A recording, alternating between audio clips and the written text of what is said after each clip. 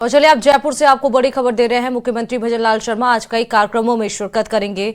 अटल जी के जन्म दिवस सुशासन दिवस पर पुष्पांजलि और सुशासन शपथ में वो शिरकत करेंगे। एसएमएस स्टेडियम में ये आयोजित होगा। सांसद खेल महोत्सव 2025 में वो शिरकत करेंगे।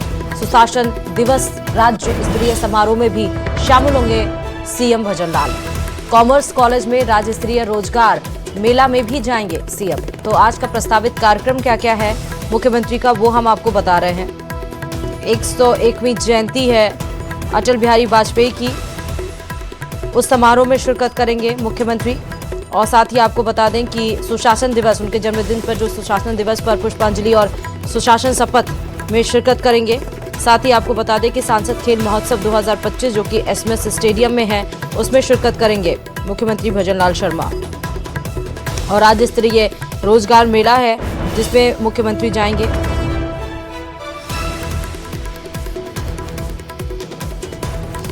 और ये सारे कार्यक्रम आज जयपुर के रहने वाले हैं। तो आज का प्रस्तावित कार्यक्रम सीएम का।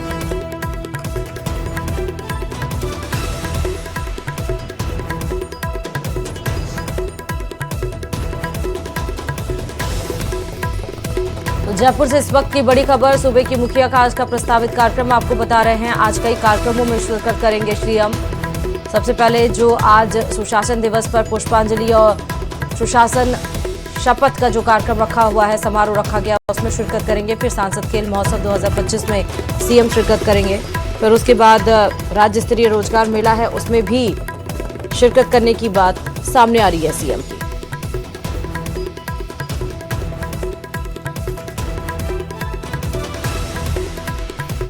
विधायक निधि में कथित भ्रष्टाचार के मामले में अब जांच तेज हो गई है। बुधवार को खुद एसीएस गृह भास्कर ए सावंत भरतपुर जिले के बयाना पहुंचे। जिला परिषद सीईओ मृदुल सिंह उनके साथ थे और इस दौरान वो स्कूलों समेत कई जगहों पर गए जिनसे विधायक निधि से काम कराया गया था। देखिए रिपोर्ट।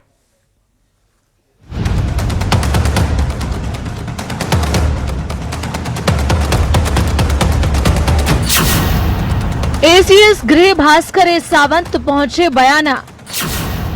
स्कूल में फर्श दरी पट्टी के कामों की जांच। विधायक निधि से हुए कामों की पड़ताल। खींवसर से बीजेपी विधायक रेवंत राम डांगा, हिडौना से कांग्रेस विधायक अनीता जाटव और बयाना से निर्दलीय विधायक ऋतु बनावत के एमएलए फंड में कथित भ्रष्टाचार के खुलासे के बाद अब सरकार की जांच भी तेज हो गई है। इसी कड़ी में बुधवार को एसीएस गृह भास्कर ए सावंत बयाना पहुंचे और स्कूलों समेत कई स्थानों पर विधायक निधि से कराए गए कामों का निरीक्षण किया। निरीक्षण के दौरान शिक्षा विभाग और जिला परिषद के अधिकारियों से भी जवाब तलब किया गया। विधायक निधि में कथित तौर से जो भ्रष्टाचार का मामला सामने आया, उसमें अब जो विधायक निधि से कार्य कराए गए उनकी जांच की जा रही है। और जो एसीएस है भास्कर ए सावंत, वो खुद मौके पर पहुंचे और ये स्कूल है यहाँ पर पहुंचे हैं। पूरे मामले की उन्होंने जांच की है। यहाँ पर जो स्टाफ है उससे बातचीत की और अब यहाँ देख सकते हैं आप पूरे जो प्रशासनिक अधिकारी है संबंधित विभागों के, वो उनके साथ में मौजूद हैं। एसीएस भास्कर ए सावंत ने वैर विधानसभा क्षेत्र के गांव बोराज, नंदबई और बयाना पहुंचकर विधायक निधि से कराए गए विकास कामों की मौके पर जांच की। बयाना कस्बे में कुंडा के पास स्थित राजकीय प्राथमिक विद्यालय भावड़ा गली पहुंचकर फर्श, दरी पट्टी और अन्य कामों का निरीक्षण किया। विद्यालय प्रशासन से बातचीत कर खर्च और कार्य की गुणवत्ता की जानकारी जुटाई। इसके बाद जिला कलेक्ट्रेट में संबंधित विभागों के अधिकारियों के साथ बैठक कर विधायकों द्वारा विधायक निधि से कराए गए सभी कार्यों की पत्रावलियों की जाँच की। और यहाँ आप देख सकते हैं सभी विभागों के जो अधिकारी हैं वो मौजूद हैं, चाहे वो जिला परिषद के अधिकारी हों, चाहे शिक्षा विभाग के अधिकारी हों, सभी विभागों के अधिकारी यहाँ पर मौजूद हैं। और पूरे मामले को लेकर के जो बातचीत है यहाँ पर वो की है। ये विद्यालय है, इस विद्यालय में वो पहुँचे और इस विद्यालय में पहुँच करके उन्होंने जो विद्यालय में स्टाफ है, चाहे वो प्रिंसिपल हैं या अन्य जो टीचर हैं, उनसे बातचीत की है। और एसीएस भास्कर ए सावंत ने साफ किया कि जांच का उद्देश्य ये सुनिश्चित करना है कि विधायक निधि का इस्तेमाल सही तरीके से हुआ है या नहीं। अगर अनियमितता पाई गई तो संबंधित लोगों के खिलाफ कार्रवाई की जाएगी। दरी पट्टी जो उनको सामान उपलब्ध कराया गया, क्या उपलब्ध कराया गया है, उस पूरे मामले को लेकर के यहाँ बातचीत की है। अभी भी वो कई जगह जाएंगे और वहाँ पर जो विधायक निधि से कार्य कराए गए हैं उनकी जो है जांच करेंगे, चाहे वो बैर विधानसभा हो, नदबई विधानसभा हो, भरतपुर विधानसभा हो। वहाँ उसके बाद में संबंधित विभागों के अधिकारियों की बैठक लेंगे और बैठक लेने के बाद आगे जो क्या निर्णय है वो करेंगे। कैमरा पर्सन मनोज के साथ दीपक पुरी, न्यूज 18 भरतपुर। बांग्लादेश में हिंदुओं पर हो रहे बर्बर अत्याचारों के विरोध में कोटा में विश्व हिंदू परिषद की अगुवाई में हिंदूवादी संगठनों ने आक्रोश जताया और मशाल जुलूस निकाला। इस दौरान प्रदर्शनकारियों ने सरकार से पड़ोसी देशों में हिंदू अल्पसंख्यकों की रक्षा के लिए ठोस कदम उठाने की मांग की। जुलूस मानव विकास भवन कोटा से शुरू होकर चौपाटी बाजार होते हुए गुमानपुरा स्थित इंदिरा गांधी तिराहे पर पहुंचा, जहां बांग्लादेश की अंतरिम सरकार के प्रमुख मोहम्मद यूनुस की जिहादी और कट्टर सोच का विरोध करते हुए उसका पुतला जलाया।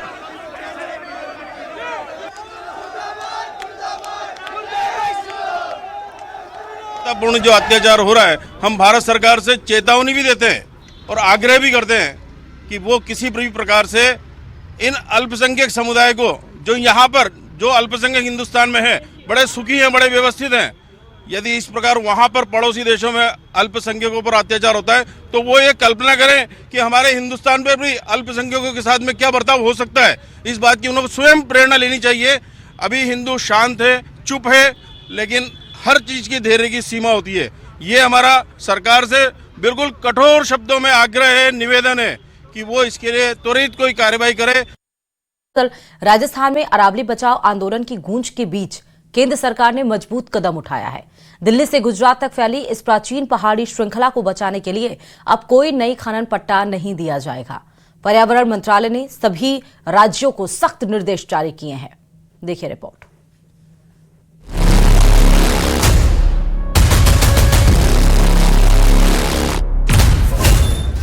अरावली पर सरकार का बड़ा फैसला, नए खनन पट्टों को नहीं मिलेगी मंजूरी।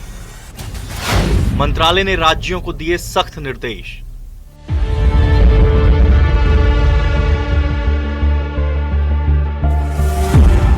केंद्र सरकार ने अरावली को लेकर अहम फैसला लिया है।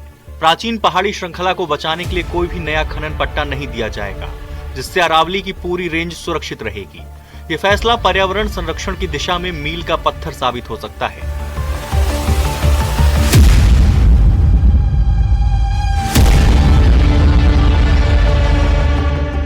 केंद्रीय पर्यावरण, वन और जलवायु परिवर्तन मंत्रालय ने स्पष्ट कहा है कि अरावली की पूरी श्रृंखला में किसी भी नई माइनिंग लीज की अनुमति नहीं दी जाएगी। ये रोक गुजरात से राष्ट्रीय राजधानी क्षेत्र तक हर हिस्से पर लागू होगी। मकसद है इस भूवैज्ञानिक रिज को एकजुट रखना और सभी अनियमित खनन गतिविधियों पर लगाम लगाना। इससे पर्यावरण की रक्षा होगी और स्थानीय समुदायों को फायदा पहुंचेगा, जो लंबे समय से प्रदूषण और भूमि क्षरण से जूझ रहे हैं। देखिए, हमारी विचारधारा और हमारी संस्कृति दोनों ही संरक्षण की रही है। चाहे सनातन का संरक्षण हो, चाहे प्राकृतिक रूप से प्रकृति का संरक्षण हो, प्रकृति उससे इतर नहीं है।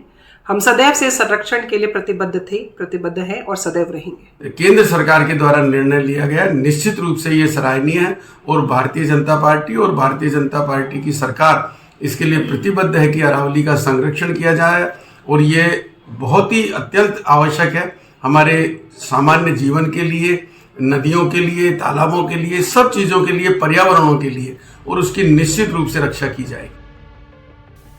मंत्रालय ने Indian council of forestry research and education को निर्देश दिए हैं कि वो अरावली में नए क्षेत्रों की पहचान करे जहां खनन पूरी तरह प्रतिबंधित हो। ये उन इलाकों के अलावा होगा जहां पहले से रोक लगी है। फैसला पारिस्थितिक, भूवैज्ञानिक और लैंडस्केप स्तर के कारकों पर आधारित होगा। साथ ही ICFRE को पूरी रेंज के लिए सस्टेनेबल माइनिंग प्रबंधन योजना तैयार करने को कहा गया है। ये कदम स्थानीय भू आकृति, पारिस्थितिकी और जैव विविधता को ध्यान में रखकर उठाया गया है। इससे माइनिंग से मुक्त और प्रतिबंधित क्षेत्रों का दायरा और बढ़ेगा। केंद्र का मानना है कि अरावली मरुस्थलीकरण रोकने, जलभृत रिचार्ज करने और जैव विविधता बचाने में अहम भूमिका निभाती है। ये पर्यावरणीय सेवाओं का खजाना है जो पूरे क्षेत्र की जलवायु को संतुलित रखता है। वहीं केंद्र सरकार ने मौजूदा खदानों के लिए भी सख्त नियम बनाए हैं और राज्य सरकारों को सभी पर्यावरणीय सुरक्षा उपायों का कड़ाई से पालन कराना होगा। ये सब सुप्रीम कोर्ट के आदेशों के मुताबिक होगा। Bureau report, news 18 Rajasthan.